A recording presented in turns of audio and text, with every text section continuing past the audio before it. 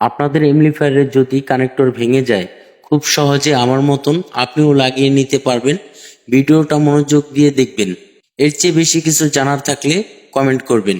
এমকে servicing centre সবসময় আপনাদের পাশে, আপনাদের হয়ে কাজ করে। আমাদের কাজগুলো যদি আপনাদের ভালো লাগে, লাইক কমেন্ট শেয়ার করে পাশে থাকবেন। ধন্যবাদ। আজ এ পর্যন্তই। ভালো থাকবেন, সুস্থ থাকবেন। পরবর্তীতে আবারও দেখা হবে নতুন কোনো ভিডিও নিয়ে। আল্লাহ হাফেজ।